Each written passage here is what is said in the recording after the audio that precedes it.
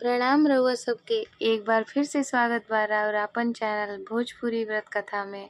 और आई चली आज हमनी के जेठ मास महात्म के तीसरा अध्याय में प्रभु के भक्ति दान आज जेठ के महीना में जलदान के महिमा के बारे में सुनल जाओ। तो सूत जी महाराज कहतनी कि हे ऋषिगण, अब रउआ सब ध्यान लगा के जेठ महीना के तीसरा अध्याय के कथा सुनी, जेकरा सुनला मात्र से सब पाप कट जाला आ संयुक्त मुक्ति के प्राप्ति होला। पिछला अध्याय में हम रउआ सबके जन्मदग्नि ऋषि आ राजा कार्तवीर्य अर्जुन के कथा सुनैले रही। अब आगे के कथा सुनी।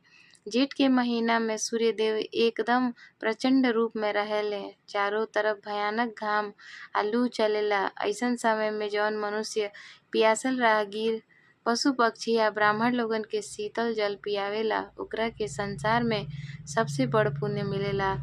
तब भगवान विष्णु स्वयं कहले बानी कि जेठ के महीना में जे केहू पियासल जीव के पानी पियावेला उ हमरा के तृप्त करेला, ओकरा के अश्वमेघ यज्ञ के समान फल मिलेला। राजा श्वेत आ वशिष्ठ मुनि के कथा चलिए अब आगे सुनल जाओ। यही संदर्भ में एक समय के बाद राजा श्वेत नाम के एगो बहुत प्रतापी आ धर्माता राजा रहलन।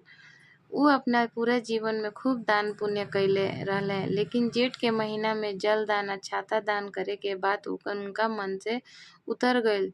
जब राजा श्वेत के मृत्यु भइल तब वो अपना पुण्य के बल पर स्वर्ग लोक में गईले।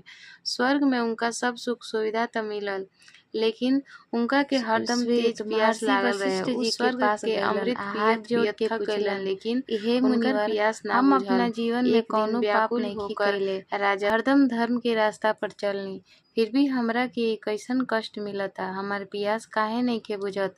महर्षि वशिष्ठ जी अपना दिव्य दृष्टि से देखलन आ कहलन कि हे राजन, तू जीवन में बहुत दान कैला, लेकिन तू जेठ के महीना के महात्म भुला गईला।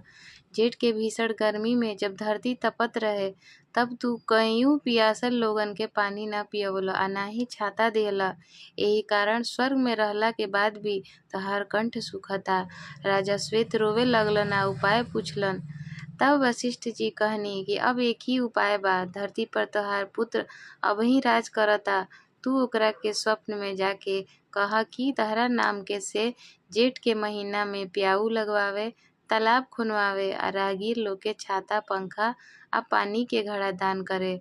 राजा श्वेत अपना पुत्र के सपना में जाके ई बात बतौलन। पुत्र जागते ही जेठ के महीना में कई जगह प्याऊ लगवा देलन, शीतल जल के व्यवस्था कैलन आ अन्न वस्त्र के दान कैलन।